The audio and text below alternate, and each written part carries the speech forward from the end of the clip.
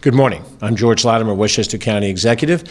Today in October, we begin the budget process for the year 2023 in Westchester County. Our Westchester County budget is comprised of a number of different component pieces, and today begins the first part of that as we present to the Westchester County Board of Legislators for their scrutiny and review our capital projects budget. Capital projects budget, as I said, is one part of a multiple part of what comprises the overall county budget. Within the month, by November 10th or so, we will present to the Board of Legislators an operating budget. Along with that, we'll have the budgets for the various districts that we have. We have a refuse district and we have some different sewer districts. And when all of that is before the Board of Legislators, they will have a full review of these items with a target date of December for the completion of their review, any changes they choose to make. And then we'll have the usual negotiations that go on and have a final adopted budget in time for it to go into effect for January 1st, 2023. We're very proud that the history of Westchester County budgeting is that we've never had a late budget. I've been on the legislative side, now on the executive side, and we find a way to get this thing done in a proper time frame. We also want to do it in a transparent form. In the period of time in which our executive branch is dealing with the budget, and I will announce a couple of dates before the end of this press conference, we will have an opportunity for you, the members of the public, to interact with the executive branch before we finalize the operating budget. And then the Board of Legislators has a very robust public debate process of both board committee meetings and then general forums on the budget. And the chair of the Board of Legislators, Catherine Borgia, will announce her plans along that lines with each of the 17 members of the Board of Legislators. We're joined here today for this announcement by the chair of the Board of Legislators, Catherine Borgia. And in a few minutes, when we complete sort of the general narrative, I will hand her this, which is the capital budget. Nice heavy document. I have been on the receiving end of this in years past. I'm very happy to be on the delivering side of it in this stage of our work. She's also joined here today by County Legislator Vidat Gashi, who chairs the Budget and Appropriations Committee, which is the primary committee responsible for analyzing all of the details of this and the other elements of the budget.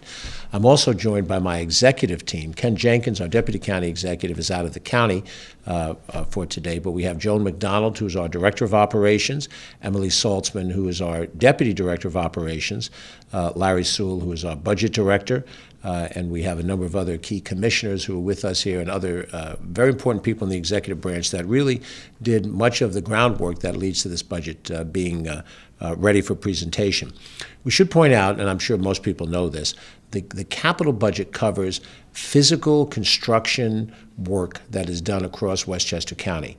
And in that physical construction work, you can see from the past few years of our administration, we're in our 5th year of operation, certain projects that have been completed that were identified in past years in the capital budget. We talk many times about the money that we've used to invest in the upgrade of Playland. Playland Amusement Park has benefited by over $200 million worth of capital, long overdue capital, that we have now in the last couple of years targeted to bring that park back up to a proper standard so it can be the recreational facility that it has been historically. We've put money into the North County Trailways and the South County Trailways to completely renovate those two routes on the western side of our county. In the central part of the county, we have the Bronx River pathway that goes alongside the Bronx River roadway, and that pathway had a completion piece in Scarsdale and Hartsdale, part of our capital budget program. We also had a path that was created on Playland Parkway over in the Sound Shore section of our county. That too was part of the capital budget process. The renovation of the Washington headquarters Miller House in the town of North Castle was part of what we've done in the past. And we've done an infinite number of repavings of roadways, Mamaroneck Avenue most recently, from the village of Mamaroneck through the town of Harrison into the city of White Plains, and a number of other areas that have received a reconstruction and repaving of roadways and improvement of bridges. Also the Memorial Field project, which we cut the ribbon on just a few weeks ago, and they've started to use for their football games, is also part of our capital projects. So many times it's the capital portion of the budget that becomes the most visible, tangible element of what the county government is doing. You may not necessarily know a particular law, you may not necessarily particularly know a program that's targeted to meet a certain need in one area or another, but you physically see the improvement of something that has been going through a certain wear and tear or a certain visible need for improvement being fixed, being improved. And that is what the capital budget does for us. The capital budget that we're presenting to the Board of Legislators today is $662 $1.5 million worth of capital projects. And it doesn't exist as a standalone number. That is part of a series of programs and projects that go to prior budgets that lead up to this point. And embedded in this budget are projects that will take time going forward. We may allocate money to do design work on a particular project in this year's budget, knowing that in a future budget, we're going to have money set aside for the actual construction, the actual implementation of the program. So there's a continuum that involves more than just the one-year situation. Let me give you a bit of an overview of some of the different areas. Now, we have different departments of county government. We're not going to operate necessarily in an overview department by department, but when the Board of Legislators reviews it, they will do it that way, and they'll look at exactly what we have in Parks, Recreation, and Conservation, what we have in environmental facilities, what we have in each of the different departments that lend itself to capital projects. But just to give you a policy overview, this budget includes $30 million, and my numbers are general on purpose. The board will see the exact numbers and they will debate those, and you will have a chance to see them as well as we post this online. $30 million for environmental sustainability projects. And that's a very important area of public policy. We have made a commitment, both this executive branch and this legislative branch, in trying to change environmental policy in the county to be respective of what is happening in the society with climate crisis, and then also in those areas where we have certain responsibilities, that we make those responsibilities appropriate to the 21st century.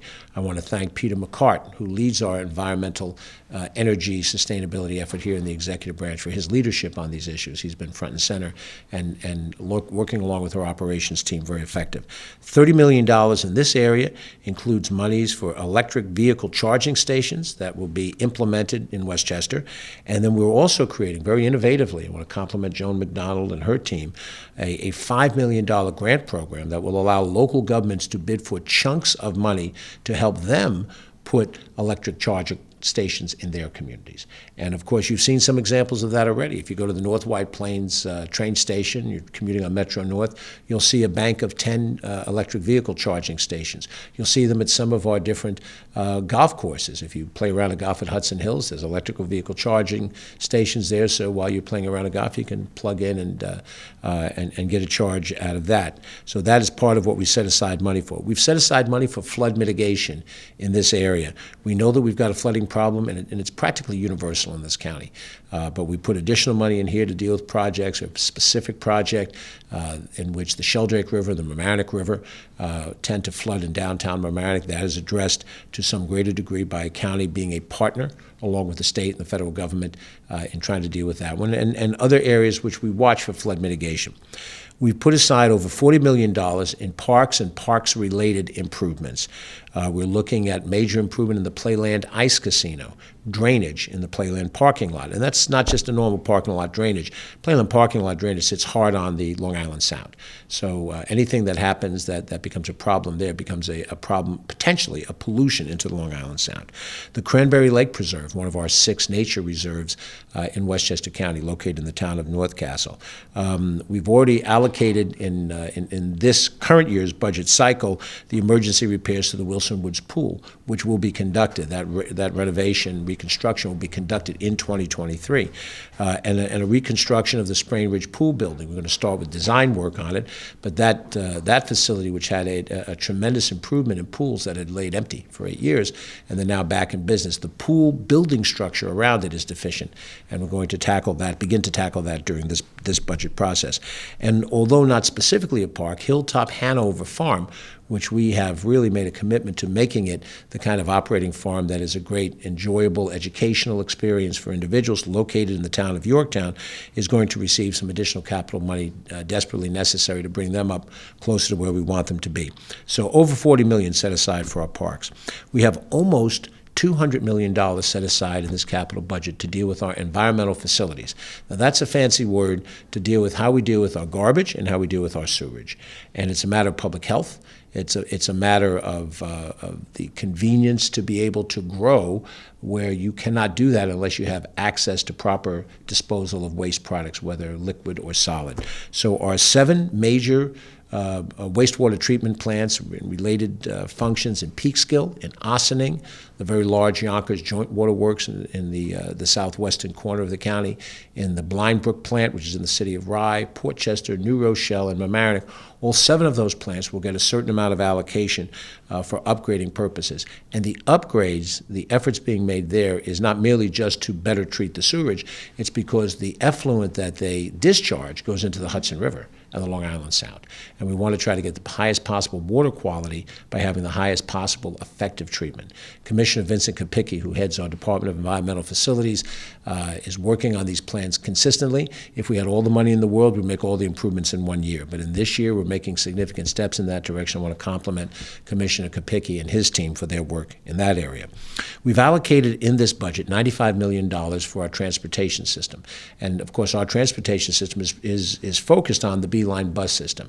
And we have made a conscious effort to convert our diesel buses into hybrid electric and where we can, electric buses. That is respects trying to lower our carbon footprint, trying to deal with, as I said a second ago, the concerns about the use of additional resources that pollute, and when we can move them to hybrid electric and electric, we will use less of those resources. We spend less money on purchasing of fuel when we have these vehicles that are a function of this fashion. We've set aside $95 million for continued repurposing of these buses, and it's about $1 million per bus. It's a very expensive proposition.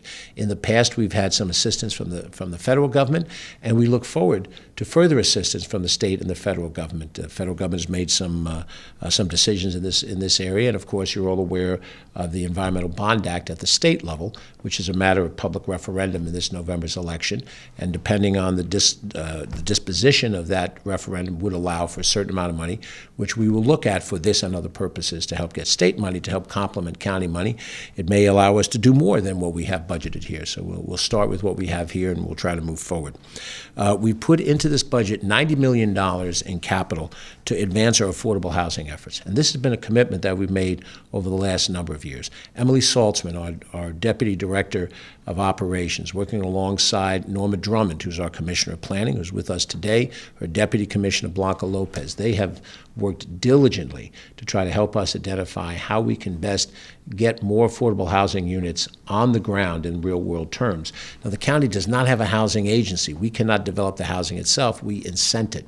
And part of the ways we incent it is with the funding that we put aside to help acquire land and to help infrastructure costs when a site is identified but requires infrastructure improvements. It has rock that has to be removed.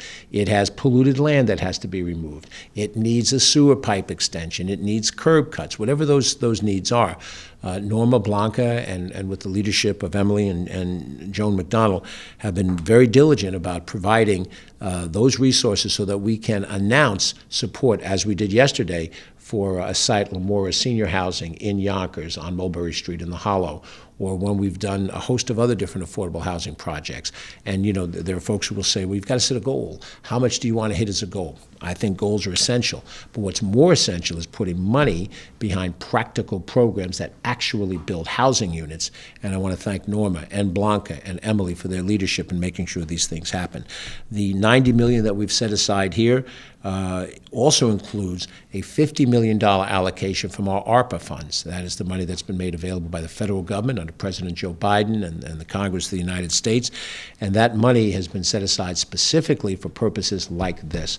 We are using this as capital, and although we spend that money in the short term to make sure that these housing projects happen, the benefit extends for 20 and 30 years, well beyond the lifetime of this administration, nor my lifetime on the planet. And that, I think, is the proper use of ARPA funds for something that will benefit people in need. And so we're very appreciative of doing that. This budget includes almost $50 million for roads and bridges.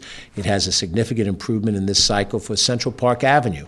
We routinely call it Central Avenue, as it goes through Yonkers and then part of Greenburgh on its way up to the county center. Starts out, you know, on the New York City borderline and works its way up through the central spine of southern to central Westchester.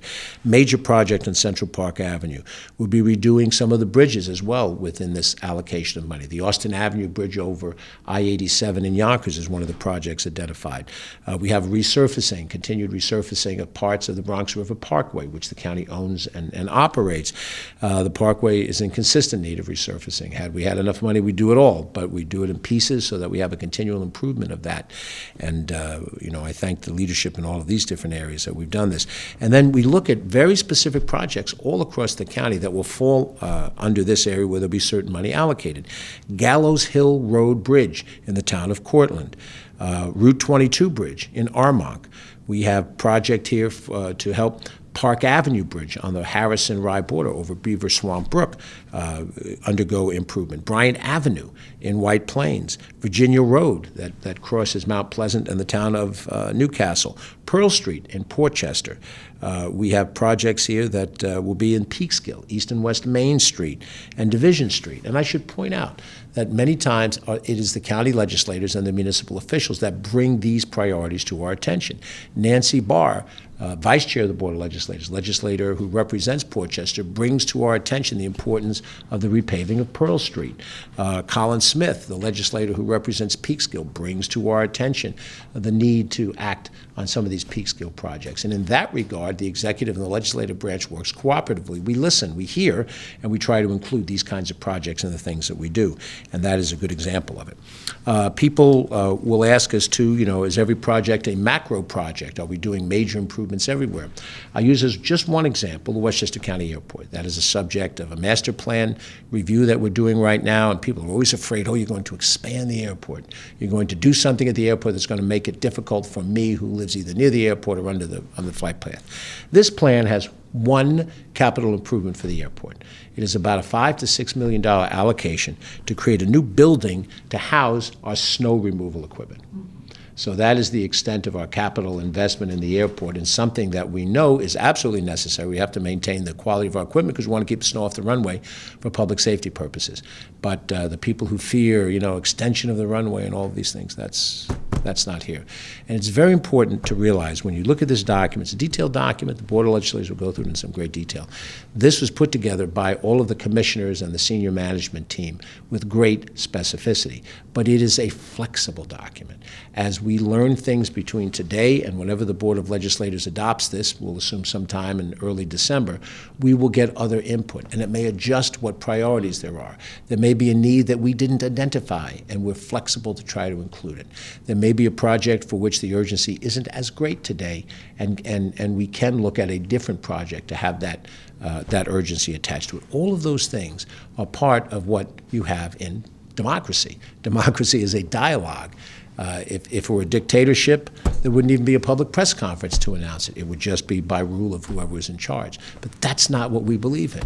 What we believe in is this kind of public back and forth where you have a chance to have an opinion, and we hear it, and you're represented by legislators, and we have people who have committed their lives professionally to government service, and they do their work well, and you can see it on display when you go through this budget. The processes that we have going forward, we have two events coming up in which we will invite the public to come and express their opinions, not just about the capital budget itself, but to talk in general about what they think the budget priorities should be for Westchester County. I would highlight that we will be at Field Library, Peekskill Library, in the city of Peekskill on the 20th of October. Thursday, 20th of October, and then we will be on November 2nd at the Durango Townhouse in Pelham to take in public input on budgetary priorities. The individuals that come to speak need not cite us chapter and verse of what particular part of the budget. They can talk, conceptually about what they'd like to see. People will come in and talk about their tax rate. They'll come in and talk about the needs to spend more money for a particular function, be it child care or domestic violence outreach or for police protection, whatever those things are. But those two events are coming up, Thursday, October 20th, Wednesday, November 2nd, in Peekskill and in Pelham, two different corners of the county. Then we expect on or about November 10th to have the operating budget in the same way that the capital budget is ready for submission to the Board of Legislators. And then whether she addresses a little bit of it today or she does it in her own press conference, the chair of the Board of Legislators, along with the head of Budget and Appropriations, will then announce the public forums that will happen when you have the budget in front of you and you're able to comment. Any members of the press are welcome to reach out to us through Catherine Chaffee, who's our Director of Communications, 995-2932. This document now is officially public, and in about a second and a half, when I hand it over, will become the possession of the Board of Legislators for their action, and we will interact with the board at their pleasure. And our commissioners will be at the availability of the members of the legislature to try to be able to do these things. This is a complicated document. I've tried to synopsize it. I did not try to give you the kind of detail that an interested party would want to know. So I encourage you to take the next step if you have a specific area of interest or generic and drill down, and we'll try to provide that information for you. But as I've said, just to close my comments, this is about the public way we go about doing the public's business. And I'm very comfortable now in the 5th cycle that I had the opportunity to do this as county executive. I had 13 cycles of doing this as a member of the Board of Legislators, 4 of which I was chairman of it. This system works because we're committed to making it work. We believe this system works. It's open, it's a little messy, takes time, things are delayed. Not every issue is answered perfectly, nor is every issue's answer the one you want to hear. But it is better than any other way that mankind has ever sought to govern itself. So let me invite the chair of the Westchester County Board of Legislators, Catherine Borgia, to come make comments before I pass this on to her. Madam Chair, the microphone is yours, and in a second, the budget is yours. Thank you. We really appreciate the partnership with the administration. One of the significant achievements of the Latimer administration is really catching up on all of our infrastructure projects, both for public safety, roads, bridges, our parks and recreation facilities, and especially during these COVID years, we know how significant those things are to people's enjoyment of living in Westchester County.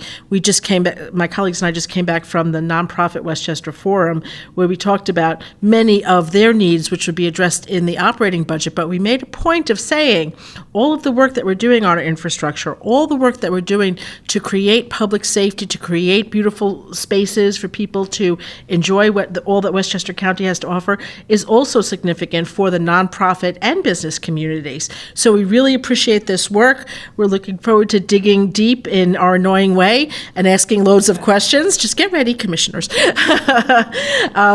about these projects, and we really, really, really value the partnership. And I'll take it now, George. So yours, my friend. Thank you. Good Thank luck. you very much. Okay. Let me close on a note of appreciation, which is where I began. I want to thank Larry Sewell, who's our budget director, who has gone through this. His work is just beginning. We still have the operating budget, as I've alluded to, and so forth, and he will be sitting numerous hours with the Board of Legislators answering questions, but his leadership on this has been tremendous. And I can't thank enough the operations team. Joan McDonald, who has been a state commissioner of economic development in Connecticut, a state commissioner of transportation for New York State. It's almost dumbing it down to being responsible for the operations of a county government, given the scope that she's had before. She and Emily Saltzman, as her deputy director, have been utterly brilliant in being able to pull these things together in a calm, measured way. There's more calm that's going to be needed in the days to come.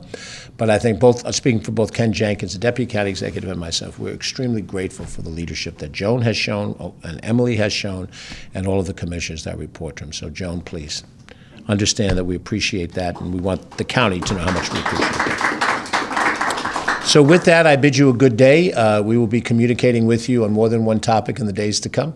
But thank you for watching, and we look forward for your involvement and interaction, and we will continue both our budgetary announcements as they're ready and announcements about other issues. I'm George Latimer, Westchester County Executive. Thanks for watching. Have a good day.